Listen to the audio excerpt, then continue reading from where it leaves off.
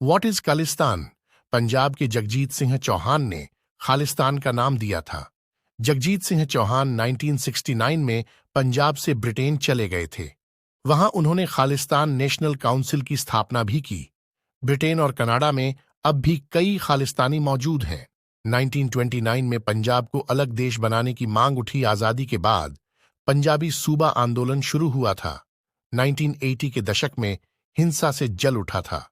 पंजाब पिछले हफ्ते पंजाब के पटियाला में खालिस्तान समर्थकों और शिवसेना कार्यकर्ताओं के बीच हिंसक झड़प हुई थी। सोमवार को हिमाचल में खुद को आम आदमी पार्टी का सोशल मीडिया इंचार्ज बताने वाले हरप्रीत सिंह बेदी ने खालिस्तान के समर्थन में कई सारे ट्वीट किए।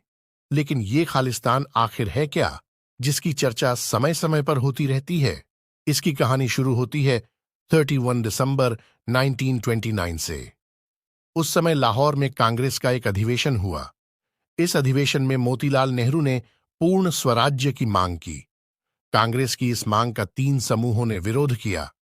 एक मोहम्मद अली जिन्ना का मुस्लिम लीग, दूसरा भीमराव अंबेडकर की अगुवाई वाला दलित समूह और तीसरा था मास्टर तारा सिंह का शिरोमणि अकाली दल। तारा सिंह ने ही पहली बार सिखों के लिए अलग राज्य की मांग की थी।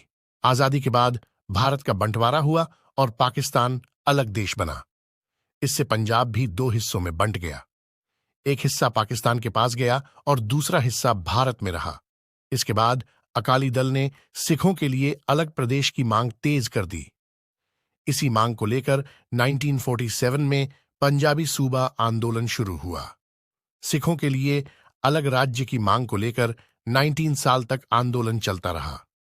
आखिरकार 1966 में इंदिरा गांधी ने इस मांग को मान लिया। इंदिरा गांधी की सरकार में पंजाब को 3 हिस्सों में बांटा गया। सिखों के लिए पंजाब, हिंदी बोलने वालों के लिए हरियाणा और तीसरा हिस्सा चंडीगढ़ था। उस समय चंडीगढ़ को पंजाब और हरियाणा दोनों की ही राजधानी बनाया गया। राजधानी को लेकर आज भी पंजाब और हरियाणा के बीच विवाद चल रहा है। 1969 में पंजाब में विधानसभा चुनाव हुए। इस चुनाव में टांडा विधानसभा सीट से Republic party on off India के उम्मीदवार जगजीत सिंह चौहान भी खड़े हुए, लेकिन हार गए। चुनाव हारने के बाद जगजीत सिंह चौहान ब्रिटेन चले गए और वहां खालिस्तान आंदोलन की शुरुआत की। खालिस्तान यानी खालसाओं का देश। 1971 में जगजीत सिंह ने न्यूयॉर्क टाइम्स में खालिस्तान आंदोलन के लिए फंडिंग की मांग करते हुए एक विज्ञापन भी दिया था। 1977 में जगजीत सिंह भारत लौटे और 1979 में फिर ब्रिटेन चले गए। यहां जाकर उन्होंने खालिस्तान नेशनल काउंसिल की स्थापना की।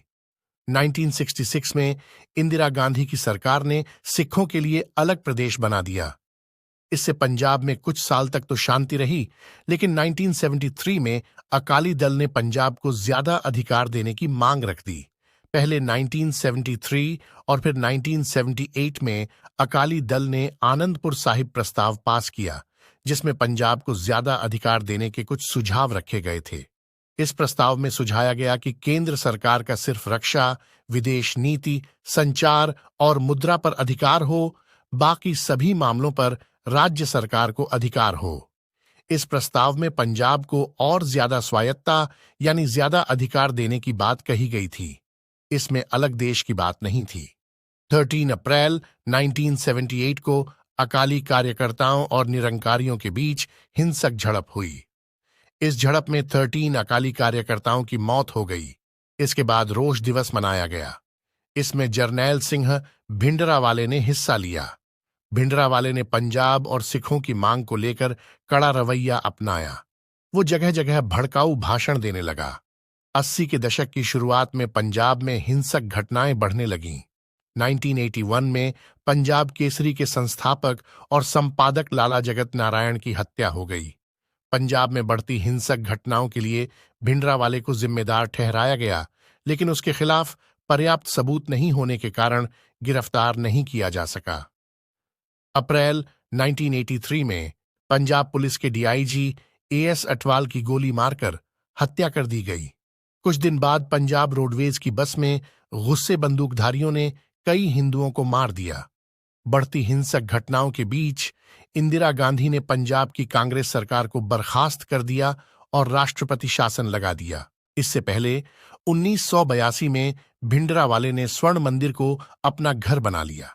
कुछ महीनों बाद भिंडरावाले ने सिख धर्म की सर्वोच्च संस्था अकाल तख्त से अपने विचार रखने शुरू कर दिए। पंजाब में बढ़ती हिंसक घटनाओं को रोकने के लिए भिंडरावाले को पकड़ना बहुत जरूरी था। इसके लिए इंदिरा गांधी की सरकार ने ऑपरेशन ब्लू स्टार लॉन्च किया। इस ऑपरेशन के सैन्य commander major general KS Brar का कहना था कि कुछ ही दिनों में खालिस्तान की घोषणा होने जा रही थी और उसे रोकने के लिए इस ऑपरेशन को जल्द से जल्द अंजाम देना जरूरी था। 1984 में ऑपरेशन ब्लू स्टार शुरू किया गया। 1 जून से ही सेना ने स्वर्ण मंदिर की घेराबंदी शुरू कर दी थी। पंजाब से आने जाने वाली रेलगाड़ियों को रोक दिया गया, बस सेवाएं रोक दी गईं, फोन कनेक्शन काट दिए गए और विदेशी मीडिया को राज्य से बाहर जाने को कह दिया गया। 3 जून 1984 को पंजाब में कर्फ्यू लगा दिया गया। 4 जून की शाम से सेना ने गोलीबारी शुरू कर दी। अगले दिन सेना की बख्तरबंद गाड़ियां और टैंक भी स्वर्ण मंदिर पर पहुंच गए। भीषण खून खराबा हुआ। 6 जून को भिंडरावाले को मार दिया गया। स्वर्ण मंदिर पर केंद्र सरकार की इस कार्रवाई का देश भर में विरोध हुआ। सिख समुदाय ने इसकी आलोचना की। कांग्रेस में भी फूट पड़ गई। इस कार्रवाई में आम लोगों की मौत के विरोध में कैप्टन अमरिंदर सिंह समेत कांग्रेस के कई नेताओं ने इस्तीफा दे दिया। कई सिख लेखकों ने अपने पुरस्कार लौटा दिए। सरकारी आंकड़ों के मुताबिक इस ऑपरेशन में 83 सैनिक शहीद हुए थे और 249 घायल हुए थे। वहीं 493 चरमपंथी या आम नागरिक मारे गए थे और 86 लोग घायल हुए थे। 1592 लोगों को गिरफ्तार किया गया था। भिंडरावाले की मौत के बाद हालात बहुत बिगड़ गए। इस ऑपरेशन के 4 महीने बाद ही 31 अक्टूबर 1984 को प्रधानमंत्री इंदिरा गांधी की हत्या उनके 2 सिख बॉडीगार्ड्स सतवंत सिंह और बेअंत सिंह ने कर दी। इंदिरा गांधी पर इतनी गोलियां चलाई गई थीं कि उनका शरीर क्षत विक्षत हो चुका था। इंदिरा गांधी की हत्या के बाद देश भर में सिख विरोधी दंगे भड़क गए। सरकारी आंकड़ों के मुताबिक अकेले दिल्ली में ही 2733 सिखों को मौत के घाट उतार दिया गया। वहीं देश भर में 3350 सिख मारे गए थे। ऐसा आरोप लगा था कि इन सिख विरोधी दंगों को कांग्रेस नेताओं ने ही हवा दी थी। 23 जून 1985 को कनाडा के मॉन्ट्रियल से लंदन जा रही एयर इंडिया की फ्लाइट को हवा में ही बम से उड़ा दिया गया। इससे विमान में सवार सभी 329 यात्रियों और क्रू मेंबर्स की मौत हो गई। बब्बर खालसा ने इस हमले की जिम्मेदारी लेते हुए इसे भिंडरावाले की मौत का बदला बताया था। 10 अगस्त 1986 को ऑपरेशन ब्लू स्टार को लीड करने वाले पूर्व सेना प्रमुख जनरल एएस वैद्य की पुणे में हत्या कर दी गई। खालिस्तान कमांडो फोर्स ने इसकी जिम्मेदारी ली। 31 अगस्त 1995 को एक सुसाइड बॉम्बर ने पंजाब के सीएम बेअंत सिंह की कार के सामने खुद को उड़ा लिया। इसमें बेअंत सिंह की मौत हो गई। भारत में खालिस्तान आंदोलन अब खत्म हो चुका है, लेकिन अब भी देश के कई हिस्सों में खालिस्तान समर्थक मौजूद हैं। ब्रिटेन और कनाडा में अब भी कई आंदोलनकारी हैं जो खालिस्तान की मांग कर रहे हैं। हमारे चैनल पर नए हैं तो सब्सक्राइब करना ना भूलें।